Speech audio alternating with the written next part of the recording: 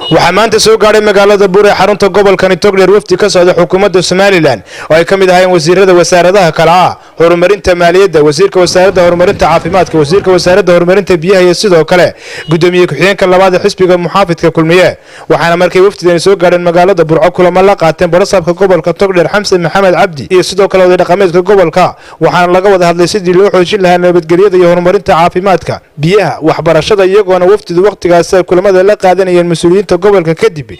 markuu soo gabagaboobay ay soo kormeereen cusbitaalka weyn ee magaalada burco waxaana ugu horeynba wixii laga wada hadlay ka warbixiyay barasabka gobolka togdheer xamse maxamed cabdi iyo sidoo kale wasiirka wasaaradda horumarinta caafimaadka Somaliland xasan ismaaciil gudoomiye ku-xigeenka xisbiga kulmiye wasiirka wasaaradda horumarinta maaliyadda wasiirka wasaaradda horumarinta caafimaadka wasiirka wasaaradda horumarinta biyaha iyo gudoomiye ku-xigeenka xisbiga axmed cabdi runtii waftigu waxayna soo gaadheen xalay safarkooda oo maaragtay ujeeddadiisu ay ahayd inay u kuurgalaan xaaladda gobolka togdheer nabadgelyada waxbarashada caafimaadka biyaha horumarka waxaan jecelahay inaan ku soo dhoweeyo wasiirka wasaaradda caafimaadka dr xasan ismaaciil yuusuf oo inoo ku saabsanaa gaar ahaan in qalabkii berigii dhowtooyin ka hor aanu keennay cusbitaalka inaannu eegno qalabkii laga shaqaysiiyey in kale in ummadda qalabkii loogu talagalay in loogu adeego inuu shaqaynayo in kale maalintii hore balaa qaarkiin waa joogteen ballan baanu la galay inaan alaabta makhaasiin iyo gurya la dhigina in lagu shaqeeyo ummadda loogu shaqeeyo sidaa arkaysa waxaanu soo marray qalabkii qaar ka mid ah kuwii ugu muhiimsanaa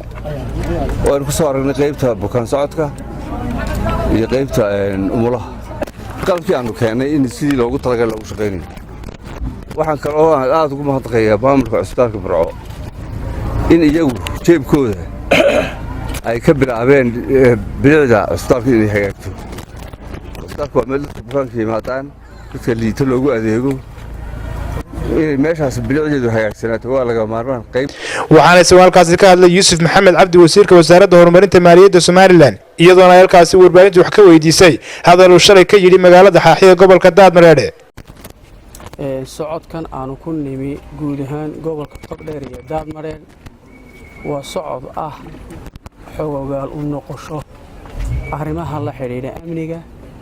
arrimaha la xiriira dhaqaalaha arrimaha la xiriira bulshada iyo arrimaha la xiriira siyaasadda waa afarta arrimood oo qof meel tegaya marka koowaad ba ay tahay inuu ka eego waana afar arrimood oo isku xidhan haddaan nabadi jirin ma jirayo horumar nooc kasta uu yahay idinkuna noqomaysan waxaa la yidhaha saxaafaddu waa xisbiga afraad saxaafaddu waa cidda koowaad ee waddanka horumar sida waddannada adduunka jabaan iyo singabuur iyo saxaafadda horumarka qaybta koowaad bay ka qaatay mahaweynbaa kaa sidaa u horumariyey inagana waxayna la gudbaynaa kaa horumarino wasaaradda horumarinta maaliyadda shaqadeedu waxay ka muuqataa shaqooyinka kale ee hayaan wasaaradaha kale iyo hay-adaha qaranka ee kala duwan sida wasaaradda caafimaadka iyo biyaha iyo waxbarashada insha allah bidmillaahi kariim sanadka dambe waxaan furi doonaa iskuulkii farsamada gacanta ee halkan baan furi doonaa wasiirkii waxbarashada iman doona heshiis ayuu la galay annagana miisaaniyadda intii nagaga aadayna waa bixinay horta meel aan ku idhi kornayl magaciisa aan magacaabay ma jiro nin kale qof baad magaciisa magacawdaynaa isagaa sheegdo laakiin waxaan idiin sheegayaa xilliga la joogaa waa xilliga caqliga samaha aqoonta wanaagga hormoodka uu shaqaynayo ma doonayno xilligii uu shaqaynayay dadka dib u socodkaahi way dhammaadeen Soomaaliya waxay halkan ku soo gaadhay wadatashi waxay halkan ku soo gaadheen qofka ugu habboon ee ugu aqoonta badan leh weeye anuu qof aan sheegay oo kelidii aan gaar ula baxay ma jiro Axmed Jaamacadan Axmed Digro telefishinka caalamiga Somaliland TV Burco